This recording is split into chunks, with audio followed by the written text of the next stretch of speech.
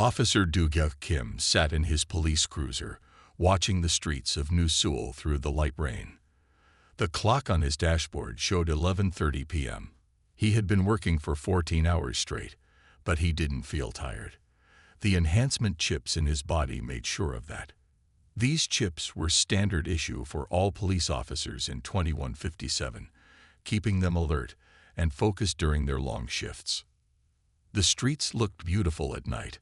Tall buildings reached up into the dark sky, their windows glowing with different colored lights. Flying cars moved between the buildings in neat lines, following the traffic rules perfectly. Well, almost perfectly. Do-hyuk's eyes narrowed as he spotted something unusual. A black hover car was moving slightly outside its lane. The vehicle was expensive, a latest model Genesis Quantum. Do-hyuk checked the car's details on his computer screen. The registration showed it belonged to the Central Justice Building, but that didn't matter to him. He had already made up his mind about the driver he could see through the window. "Control, this is Unit 247. Do-hyuk spoke into his communication device. "I'm going to stop a vehicle on Boulevard K12. The car is moving irregularly." "Copy that. Unit 247, a voice answered back. "Your body camera is now recording." Do-hyuk turned on his police lights and moved his cruiser behind the black hover car. The Genesis Quantum slowed down right away and pulled over to the side of the road. It landed softly on the ground, its hover engines powering down with a quiet hum. As Do-hyuk stepped out of his cruiser, he felt the light rain on his face. His uniform kept him dry, the smart fabric repelling water automatically. He walked toward the black car, his hand resting near his weapon. This was something he always did when approaching vehicles with certain types of drivers. The car's window slid down smoothly. Inside sat a well-dressed man with dark skin, looking calm and professional.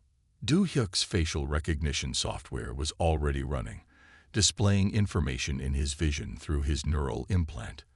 But he chose to ignore the data floating in front of his eyes. "License and registration," Do-hyuk said coldly.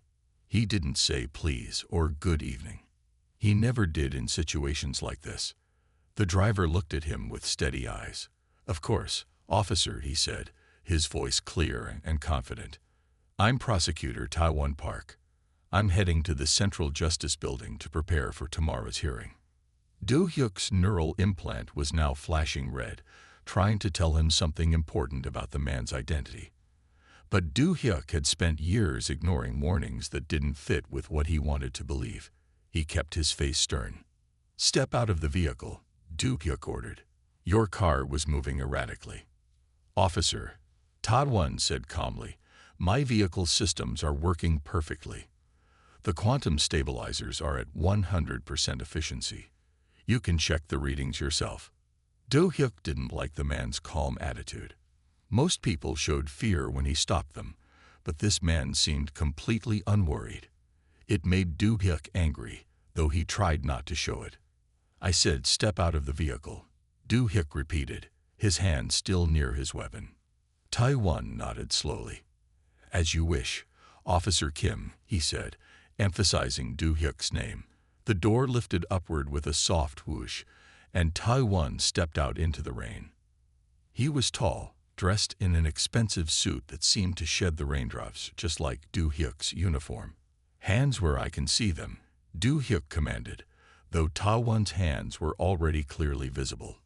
"Of course," Taiwan replied, holding his hands slightly away from his body. "Would you like to explain why you're conducting this stop, Officer Kim?" "My vehicle systems are functioning normally, and I haven't broken any traffic laws." Do-hyuk pulled out his scanner, a standard police tool that could detect everything from engine problems to illegal substances. He walked slowly around the Genesis Quantum, watching the readings on his device. Everything was normal, just as Taiwan had said. But Do-hyuk wasn't ready to admit that. He had made too many stops like this over his 15 years on the force. Each time, he found a reason, or made one up, to justify his actions. His record showed an unusually high number of stops involving certain types of citizens, but nobody had ever questioned him about it. Your quantum drive is showing slight fluctuations. Do-hyuk lied, looking at the perfectly normal readings on his scanner. Is it? Ta-won asked, his voice carrying a hint of something that made Do-hyuk uncomfortable. That's interesting, Officer Kim. Would you mind showing me these fluctuations? As a prosecutor, I find technical details fascinating. Do-hyuk felt his face grow hot despite the cool rain. Sir, I need to see your identification now, he said, changing the subject. Ta-won reached slowly into his jacket pocket and pulled out his credentials. The holographic display showed his full title, Senior Prosecutor Ta-won Park, Planetary Justice Department. Do-hyuk's neural implant was now practically screaming warnings at him, but he continued to ignore them. These seem to be in order, Do-hyuk said reluctantly, but I still need to run a full check on your vehicle. Please stand over there by my cruiser. The rain was falling harder now, but neither man seemed to notice. Ta-won walked calmly to where Do-hyuk had pointed, his expensive shoes clicking softly on the wet road surface. He stood perfectly still, watching as Do-hyuk began running unnecessary tests on his vehicle. In the distance, the massive Central Justice Building rose into the night sky, its lights piercing through the rain. Inside that building, in a secure office on the 157th floor, sat a large file of evidence. That file contained records of police misconduct, including detailed reports of discriminatory traffic stops. Officer Do-hyuk Kim's name appeared in those records exactly 342 times. But Do-hyuk didn't know about that file. He didn't know that this routine traffic stop would soon become evidence number 343. He didn't know that the man standing quietly in the rain was about to change his life forever. Instead, Do-hyuk continued his unnecessary inspection, taking much longer than regulations allowed. He checked and rechecked systems that were working perfectly, hoping to find something, anything, that would justify his stop. Officer Kim, Ta-won spoke after 30 minutes had passed. I believe the standard time for a traffic stop is 10 minutes, unless probable cause for further investigation is found. Have you found such cause? Do-hyuk looked up from his scanner, surprised by the precise legal knowledge. Most people didn't know their rights so well. Sir, I'm conducting a thorough safety inspection. This is standard procedure. Is it? Ta-won asked again, that same uncomfortable tone in his voice. And do you conduct such thorough inspections for all vehicles you stop, Officer Kim? Do-hyuk felt a chill that had nothing to do with the rain. There was something about the way this man spoke, the way he kept emphasizing Do-hyuk's name, that made him uneasy, but he had come too far to back down now. Sir, I'm just doing my job, Do-hyuk said firmly, making sure everyone follows the rules. Everyone? Ta-won asked softly, or just certain people, Officer Kim? Before Do-hyuk could respond, his neural implant finally managed to override his manual blocks. Information flooded his vision. Prosecutor Ta-won Park, lead investigator in the ongoing internal affairs investigation of the New Seoul Police Department. Specialized focus: discriminatory practices and abuse of power. Do-hyuk felt his stomach drop. All at once, he understood what was happening. This wasn't just another traffic stop. This wasn't just another chance to exercise his prejudices without consequence. This was something else entirely. But it was too late. The damage was done. Every word, every action, every unnecessary test had been recorded, not just by his body camera, but by the multiple quantum-encrypted recording devices in Ta-won's vehicle and on his person. Well, Officer Kim, Ta-won said, checking the time display floating in the air next to him. It's been 43 minutes now. Have you found anything that justifies this extended detention? Do-hyuk looked at his scanner, at the perfect readings it showed, at the total lack of evidence for any wrongdoing. He looked at Ta-won, standing calmly in the rain, and finally understood the magnitude of his mistake. No, sir, Do-hyuk said quietly. Your vehicle checks out fine. I see, Ta-won replied. Then I believe we're done here. Have a good evening, Officer Kim. I'm sure we'll be seeing each other again very soon. Taiwan walked back to his car, his movements unhurried and precise. The door lifted, he sat down, and the Genesis Quantum came to life with a gentle purr. As the car lifted off the ground and merged back into traffic, Do-hyuk stood in the rain, watching it disappear into the night. He didn't know it yet, but his next shift would be his last. The long record of his prejudiced actions was about to catch up with him, and Prosecutor Park would make sure justice was served. The rain continued to fall on Boulevard K12, washing away another ordinary night in New Seoul. But for Officer Do-hyuk Kim, nothing would ever be ordinary again. Prosecutor Taiwan Park drove his Genesis Quantum toward the Central Justice Building. The rain had gotten heavier, but his car moved smoothly through the wet night air. He touched a small button on his collar, stopping the recording of his encounter with Officer Kim. The recording would join hundreds of others in his evidence file. The Central Justice Building stood like a mountain of light in the middle of New Seoul. Its walls were made of smart glass that kept the rain outside but let people inside see the whole city. Taiwan landed his car on the 157th floor landing pad. As he stepped out, a scanner checked his identity and opened the door for him. Inside his office, the lights came on automatically. The room was large but simple, with just a desk, some chairs, and many screens on the walls.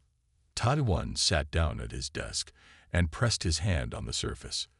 The desk recognized him and turned on. "Computer," he said clearly, "open case file 2157 to 238. Police Department investigation." The biggest screen on the wall lit up with hundreds of pictures, videos, and documents. They showed many traffic stops like the one he had just experienced. Different officers, different places, but always the same pattern. Officers stopping people because of how they looked, not because they had done anything wrong. "Add new evidence," Taiwan said. "Tonight's encounter with Officer Do-hyuk Kim. Timestamp 2330 to 013. The computer added his new recording to the file. A small light blinked, showing that the evidence was being protected by quantum encryption. Nobody could change or delete it. Taiwan heard soft footsteps behind him. He turned to see Director Jae-yun Kang from Internal Affairs walking into his office. She was carrying a cup of hot tea and didn't look surprised to see him working so late. "I got an alert about your traffic stop," Jae-yun said, putting the tea on his desk. "Officer Kim again." Taiwan nodded. "Yes, he performed exactly as expected. Stopped me for no real reason. Held me for 43 minutes and made up lies about my car's systems." Jae-yun sat down in one of the chairs. "That makes what, the 5th time he stopped you in 2 months?" "6th, Taiwan corrected. He never remembers my face. The neural blocks he's using to ignore his scanner warnings are illegal, by the way. We should add that to the charges." Jae-yun pulled up her own screen in the air, her fingers moving quickly as she made notes. "How many officers are we looking at now?" Taiwan stood up and walked to the big screen. He waved his hand, and the pictures rearranged themselves. Now they showed faces of police officers, with numbers under each face, showing how many bad stops they had made.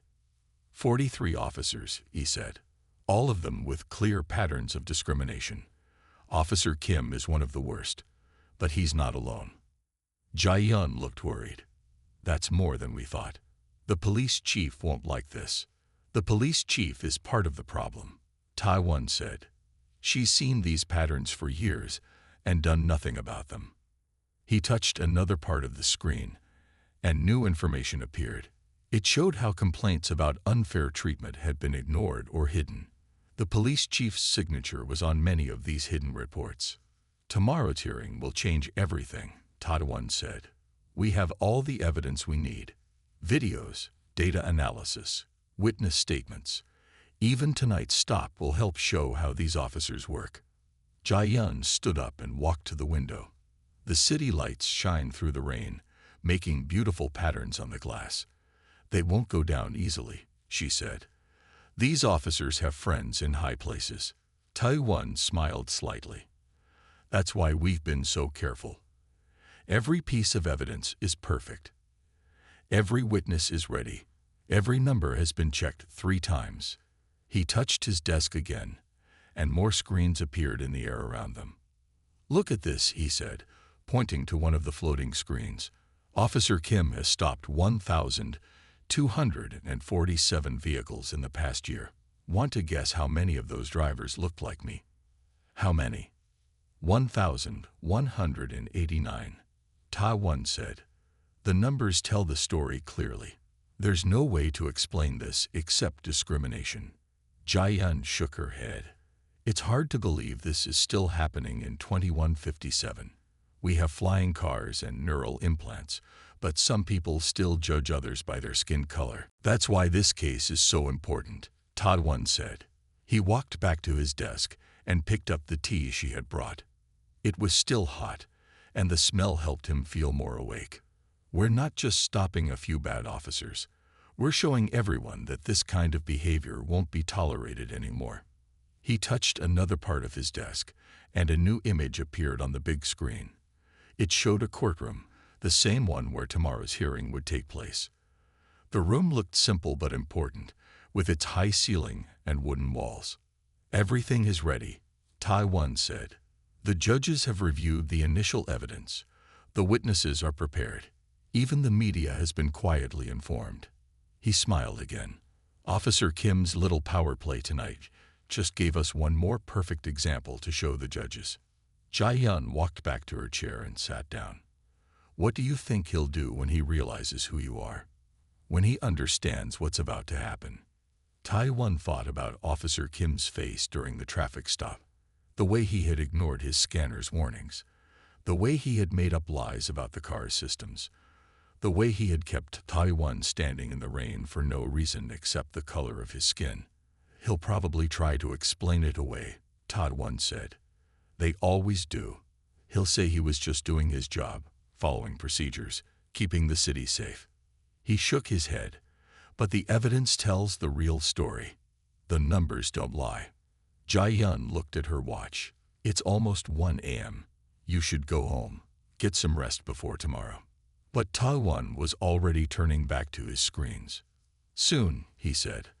I just want to review everything one more time. Make sure it's all perfect. Jian stood up to leave. At the door, she turned back.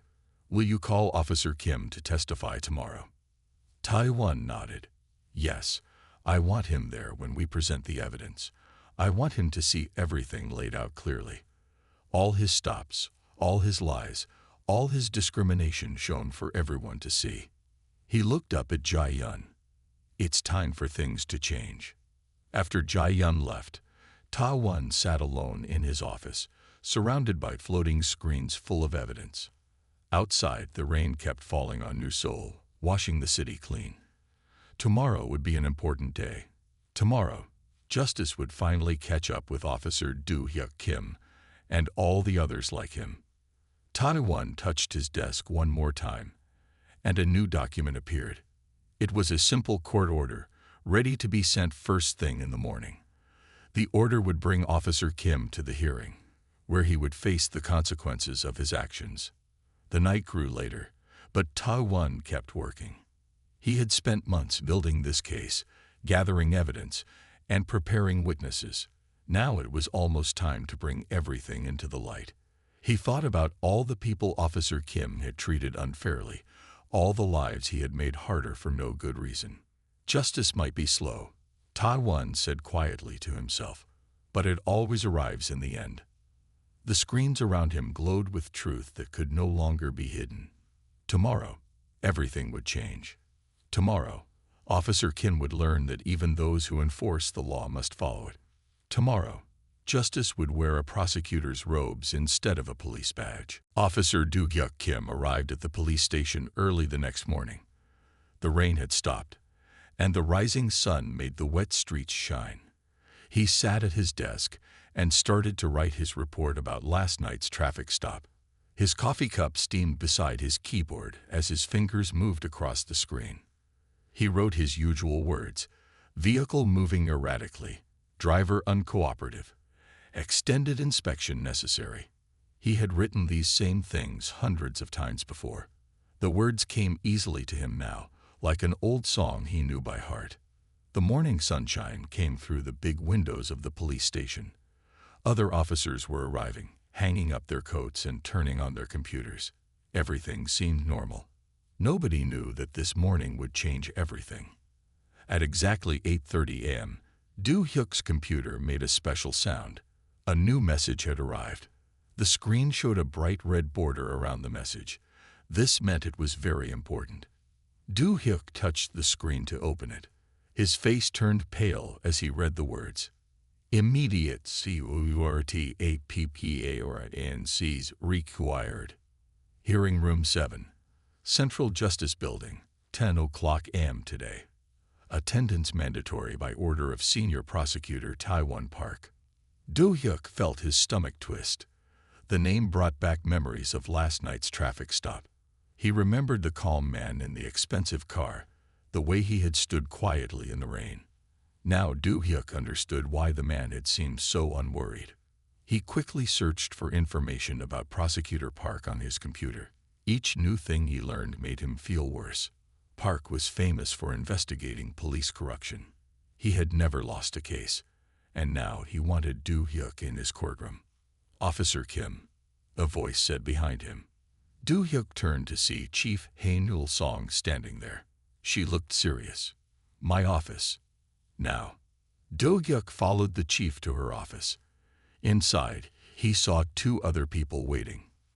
One was Director Jae-yun Kang from Internal Affairs. Everyone knew her face.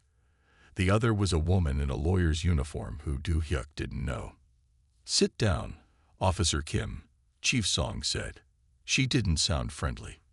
This is Ms. Yuna Lee from the police union's legal team. She's here to represent you. Do Hyuk sat down slowly. His mind was racing, trying to understand what was happening. Chief, what is this about?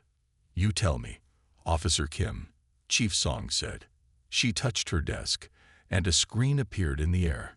It showed a video from last night.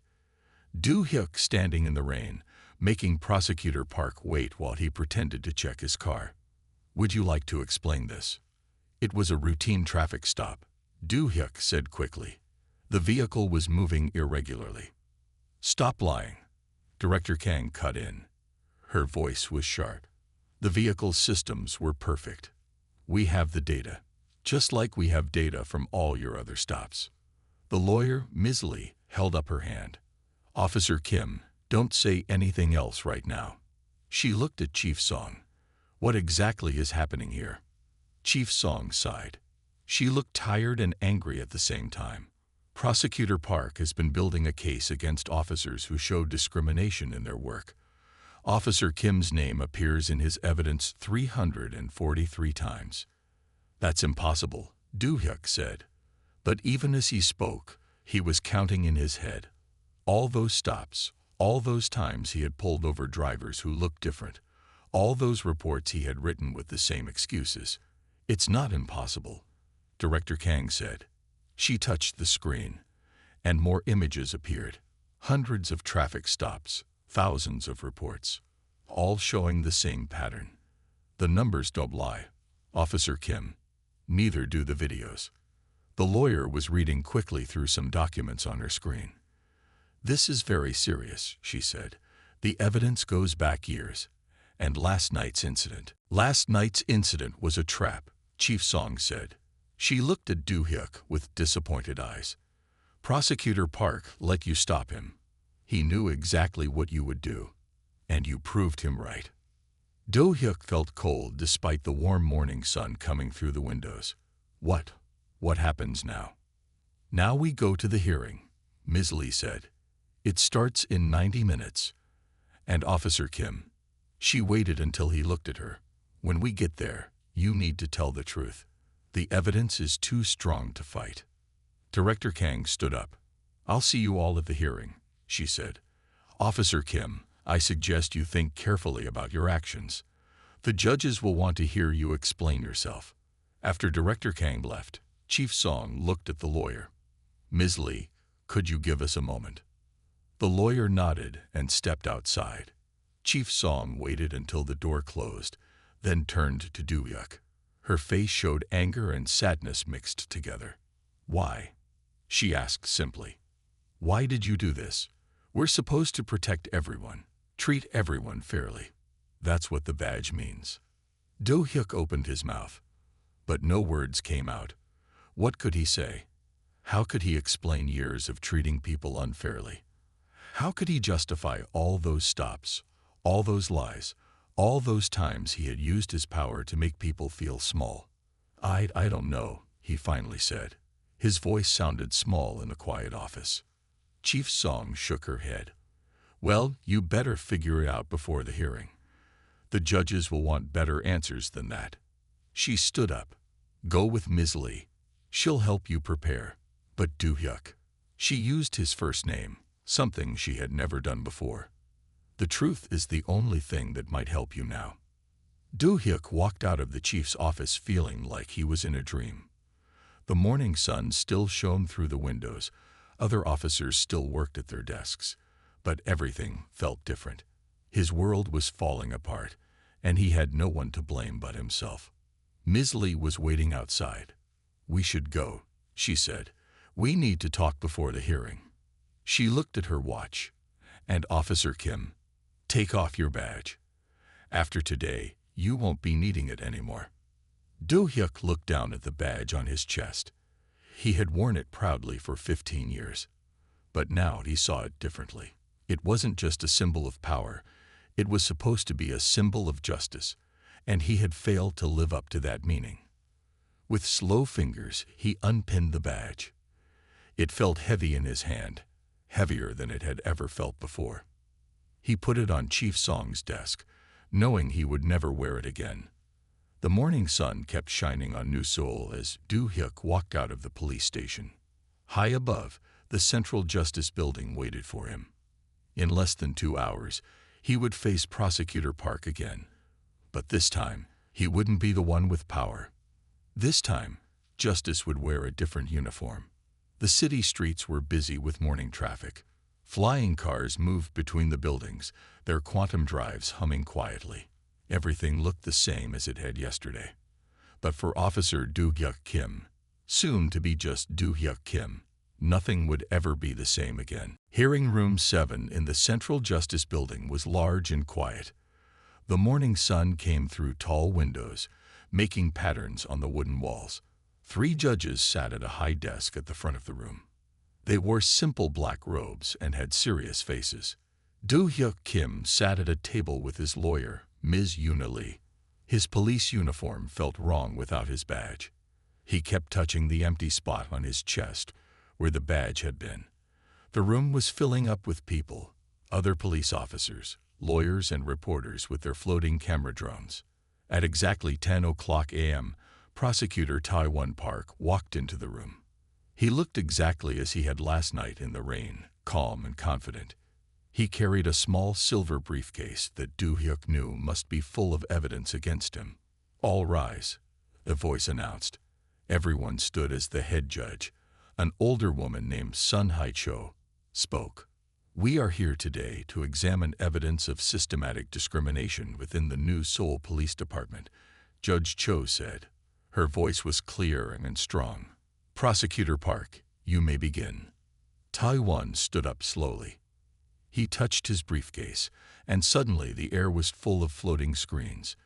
Each screen showed a different traffic stop, a different face, a different story. But they all had one thing in common. Do-hyuk's face was in every video.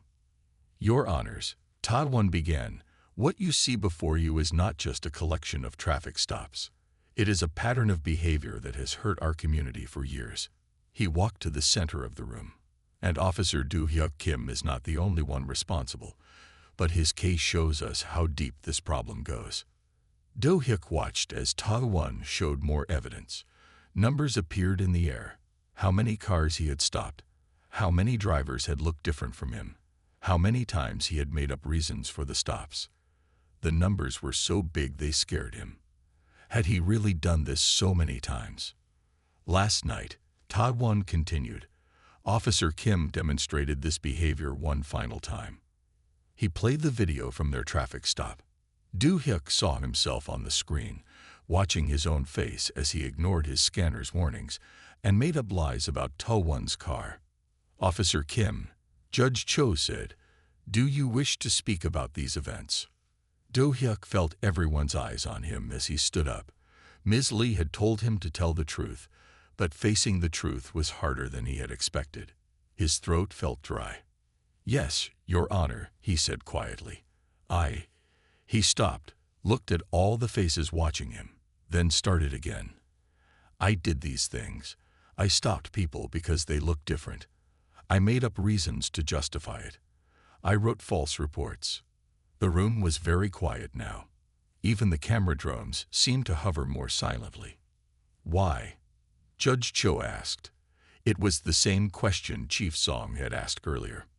Do-hyuk thought about all his years on the force, all the choices he had made. "At first I told myself I was being careful, being a good police officer. But that wasn't true." He took a deep breath. "I was wrong. I let my prejudices control my actions. I forgot what the badge really means."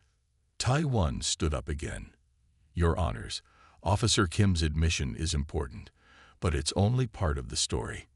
He touched his briefcase again, and new screens appeared. These showed messages between police officers, hidden complaints from citizens, reports that had been ignored. "The system allowed this to happen," Ta-won said. "Other officers saw it. Supervisors knew about it. But nobody stopped it." He looked at Do-hyuk. "Until now." For the next 2 hours, more evidence was shown. Other officers were called to speak. Some tried to defend their actions, but the evidence was too strong. The numbers told the truth that nobody could deny. Finally, Judge Cho spoke again. "We have seen enough," she said. "Officer Kim, please stand." Do-hyuk stood on shaky legs. The morning sun had moved across the sky, and now the room was filled with afternoon light. "Your actions have brought shame to your badge and hurt many people," Judge Cho said. "But your honesty today counts for something." She looked at some papers on her desk. "You will surrender your police license. You will pay a fine of 1 year's salary. And you will spend the next 2 years working in community service, helping the same communities you once treated unfairly." Do-hyuk nodded. The punishment was fair, maybe even too fair, he thought. As for the wider investigation, Judge Cho continued, "This hearing has shown us that changes must be made throughout the police department. Prosecutor Park, you will continue your work. Find every officer who has abused their power. Let them face justice too." Tai-won bowed slightly. "Yes, Your Honor." After the judges left, people started leaving the room. Some reporters tried to ask Do-hyuk questions, but Ms. Lee kept them away. Do-hyuk sat at the table, feeling empty and tired. He felt someone standing near him and looked up. It was Prosecutor Park. "Officer Kim," Ta-won said, then corrected himself. "Mr. Kim, do you understand why this happened?" Do-hyuk nodded slowly. "Yes," he said. "I forgot that justice should be the same for everyone. I forgot that the badge means protecting all people, not just some people." "Good," Ta-won said. "Remember that during your community service. Maybe you'll learn what I learned long ago, that true justice doesn't care what someone looks like. It only cares about what's right." As Do-hyuk walked out of the Central Justice Building, he saw the city differently. The tall buildings, the flying cars, the busy streets, everything looked the same, but his eyes had changed. He understood now what he had done wrong, and he knew he had a long way to go to make things right. High above the city, on the 157th floor, Prosecutor Ta-won Park was already working on his next case. There were more officers to investigate, more evidence to gather, more justice to be done. The rain had washed the city clean last night, but keeping it clean would take more work. In his pocket, Do-hyuk felt the paper that listed his community service assignment. Tomorrow, he would start working at a community center in the same neighborhood where he had made so many unfair stops. It wouldn't be easy, facing the people he had treated wrongly. But it was right. The afternoon sun shone on New Seoul, making the wet streets shine again. Somewhere in the city, another police officer was starting their shift, pinning on their badge. Maybe they would remember this day, remember what happened to Do-hyuk Kim, and make better choices. Justice had won today. Not with anger or revenge, but with truth and fairness. And somewhere in the Central Justice Building, Prosecutor Tadawon Park was making sure it would win again tomorrow.